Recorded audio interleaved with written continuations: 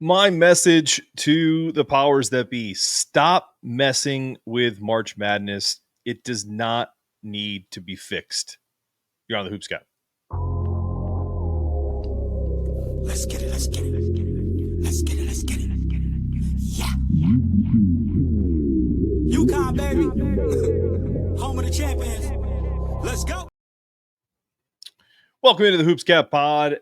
I am your host, Mark Zanetto, here on my 3-day-a-week summer schedule. And I really just wanted to get something off my chest. I'm going to keep this perspective up because the only thing we're going to talk about on the podcast today is March Madness is perfect. Don't touch March Madness. Stop trying to fix what isn't broken. It's the most exciting, most democratic, most beloved postseason in all of American sports. Full stop. You don't have to be a college basketball junkie like I am to understand that what all of this means. A school like Fairleigh Dickinson knocking off Purdue. That doesn't happen in the college football playoff. There's no 15 seed moment in the NBA. The NCAA tournament is ours. It's built on anxiety, tension, chaos, heartbreak, and of course, March magic. And now a bunch of suits are meeting in Savannah trying to wreck it. The Division I men's basketball committee is sitting down this week to discuss expanding the field, expanding it to 68 to 72, maybe even 76 teams. And I'm here to say what was very astutely brought up by, I believe, either Matt Norlander or another college basketball analyst, that on the Field of 68, the podcast network, they did a poll, and it was 94% of college basketball fans. Now, does that represent every college basketball fan? Maybe there's some folks that do want to expand it. I don't know. But are the people that took time to vote, 94% wanted to stay the same at 68. And I don't think it's just because it was on the Field of 68. And I'll break some news here. The only person involved in college basketball that could gain from it moving to the Field of 76 is me. Yeah. I bought the website, the domains for the field of68.com and other appropriate websites, Field of 72, things of that nature. I don't want just to give you an idea of how this works. I will easily give in to that, and if someone wants to buy that from me, then I will sell it because I don't have any interest in owning the field of 76.com, right? And I don't have interest in adding 8 more teams to an already watered down field. Like, how do I already know that there's tons of college basketball fans that probably feel this exact same way? But when I saw the writing on the wall of what this was, I bought those domains because it may not just be a cash grab, like a lot of people are asserting, but all it is allowing mediocrity to win the day. And it's already kind of at that point, but it works because we have the 64 team field. You have the 4 play-in games, which I think can be tweaked.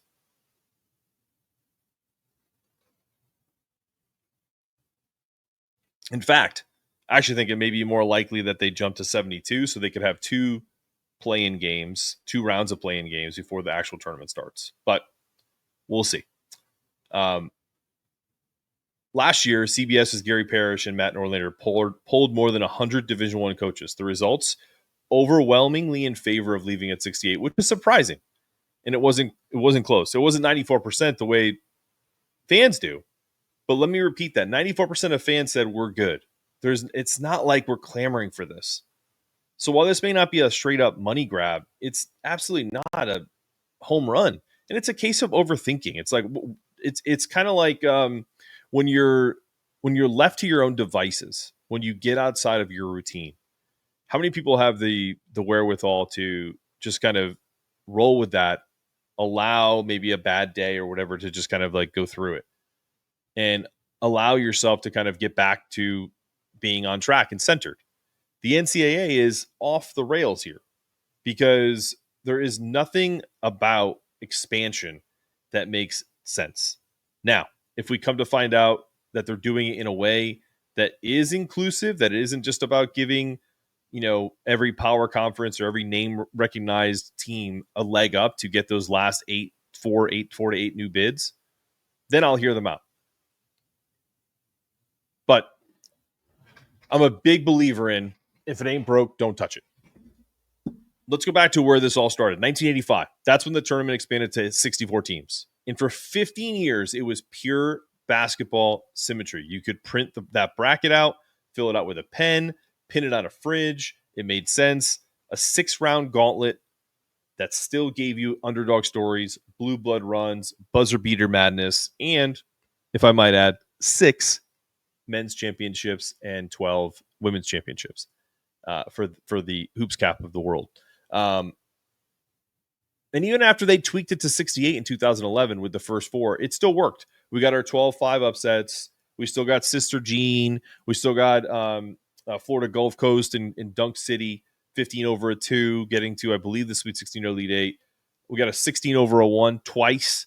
The structure of 68 teams has held up beautifully. In fact, I was even upset when they went to the first 4 because, like everybody else, it's kind of like, listen, I'll watch basketball. I'll watch a Mexican league game. I love basketball, and I will watch it. I was watching all the FIBA games. So it's not about the more games. It's about just what they're going to eventually end up doing.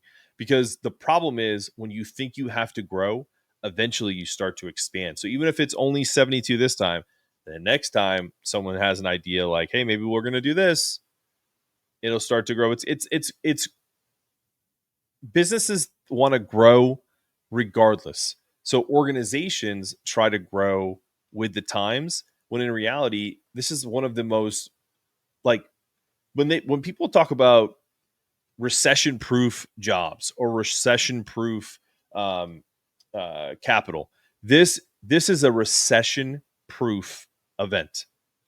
The world could be on the midst of a pandemic. Do you know how frustrating it was to not have an NCAA tournament during COVID? We probably could have played, knowing what we know now.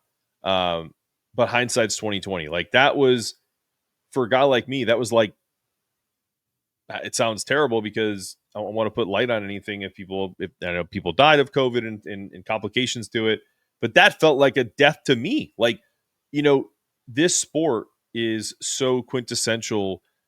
Even before I covered it at this level, was so important. It's so important, and it's so important to so many people. So to not have it was just a shitty way to end that season. And then now to kind of start to think about, how do we need to open this up? But now you're telling me we need to open it up to teams number 69 through 76. So use that as an example. But for what?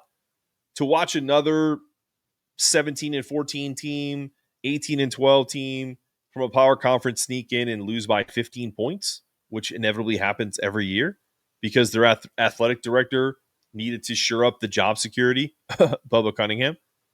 And it's not about North Carolina. So, all North Carolina fans can hate on me for that take because it's not them. It was Virginia the year before. You could say the same thing about Texas in this year's tournament. A couple years back when Providence and Seton Hall both got jobbed, in my opinion, about not making the tournament. St. John's, another one. St. John's was only one of the only Big East teams outside of Creighton that gave UConn remotely a challenge in the dominant 37-3 national championship team of 23-24. So it's just about lining the pockets, and it's not just a money grab. I get the point, but the idea of this being about access, it's not about access. That's where they keep floating.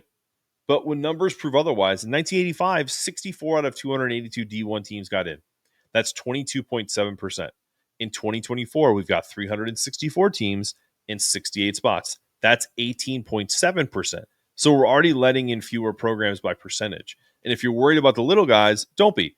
The so-called access argument is absolute smoke and mirrors. Over the past 40 years, 91 schools have been added to Division One. Those schools have accounted for exactly one at-large bid at that time, UCF in 2019.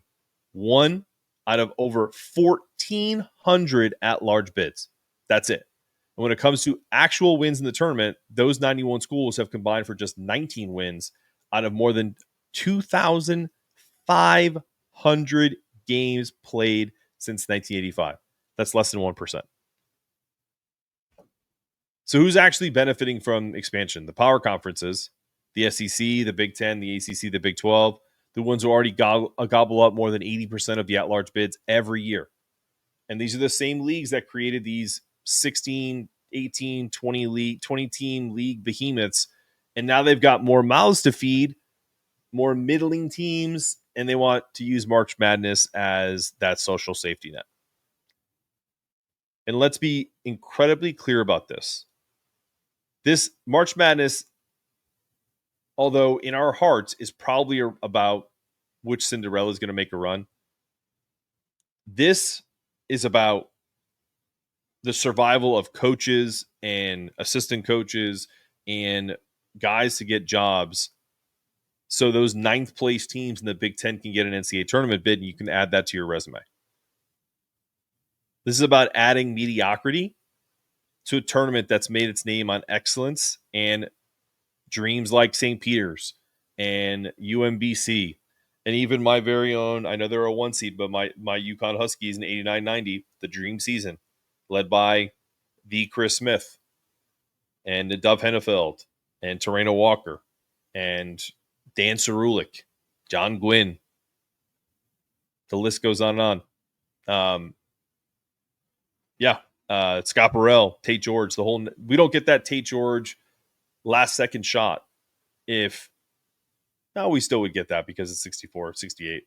But I just don't want to lose the mystique. And listen, I'm old but I don't think this has anything to do with being old or young. Younger guys half my age don't want this to change. You expand the field and you lose Selection Sunday drama as well. The bubble gets bigger, which is probably what they want. But you lose a sense that every game in February means something, and you're not giving us more of the magic that we're so accustomed to. Again, we're meeting in the middle. It's a there's a great line in Almost Famous by Philip Seymour Hoffman playing a jilted rock journalist, and he asked the main character, he said, are you cool? And he's like, no. He's like, most of my contemporaries hate me. And he said, yeah, you'll meet them in the long drive to the middle, down the road, and that's what this is. It's a step-by-step meeting in the middle. It's not meeting at the mountaintop to be, an incredible story, or, actually making it harder to get into the NCAA tournament. We're making it easier. So we already make everything easier in this players' college basketball world. We make transferring easier. We make leaving schools easier from a coaching perspective. You can pay players now. So hell, why don't we just throw the baby out with the bathwater and just expand it to 128 teams, and that's almost like a third of the of D1 teams, and have like a 6-month tournament. It's just when will it end is kind of the point I'm getting at.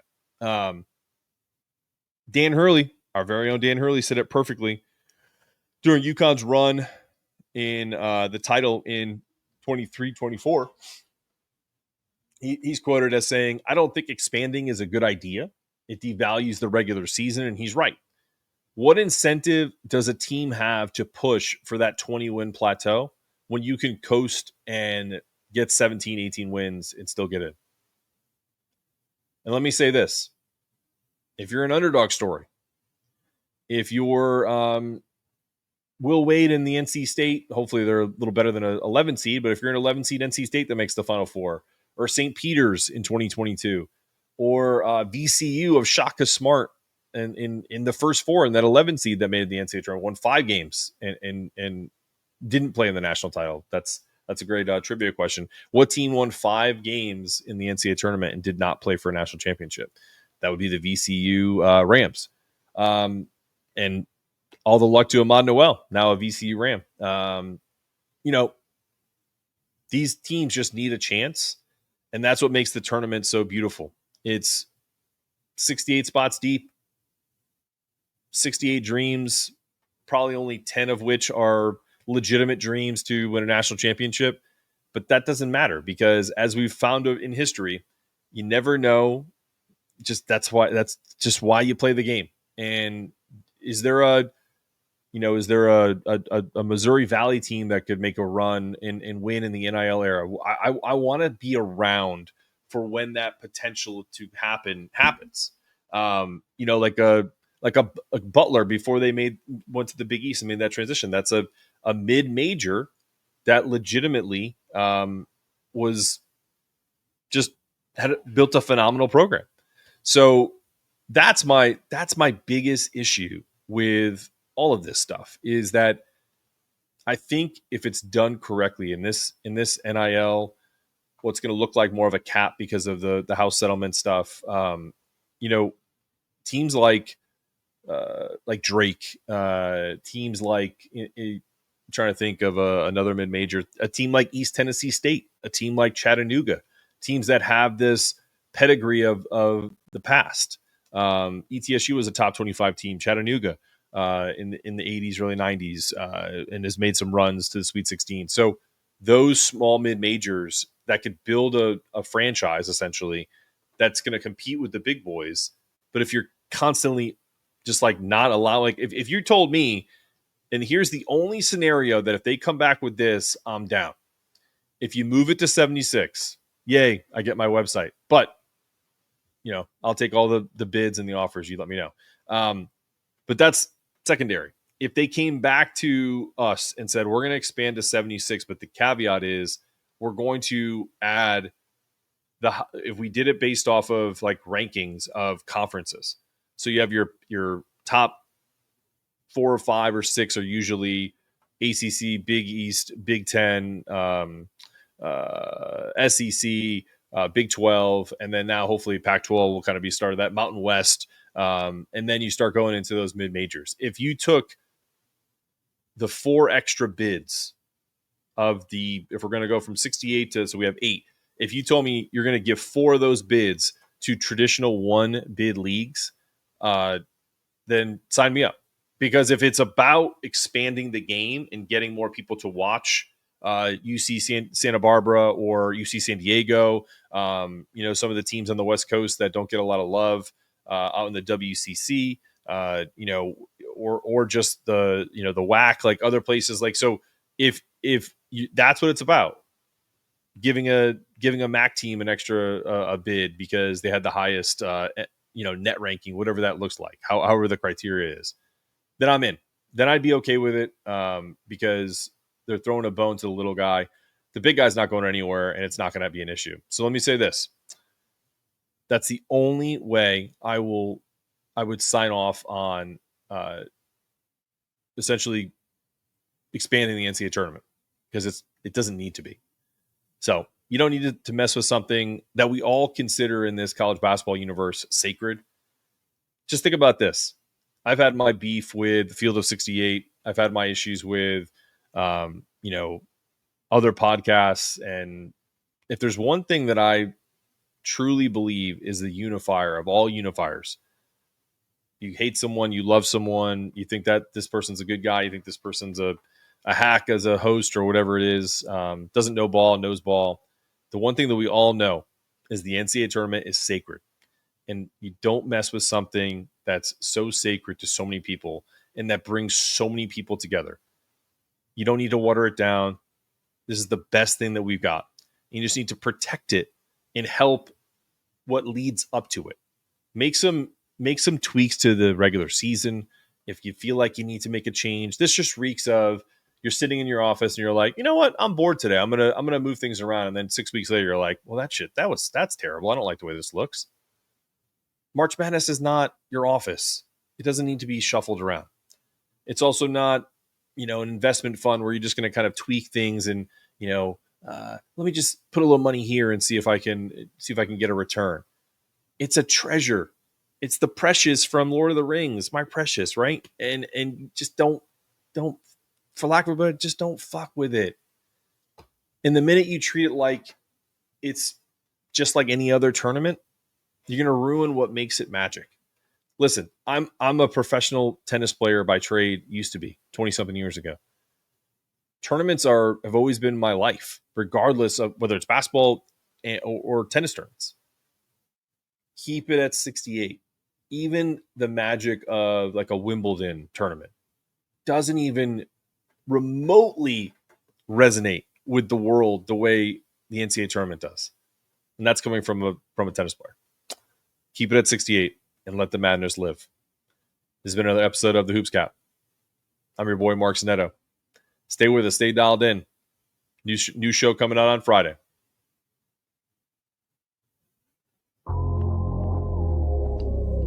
Let's get it. Let's get it. Let's get it. Let's get it. Yeah. UConn, baby. Home of the champions. Let's go.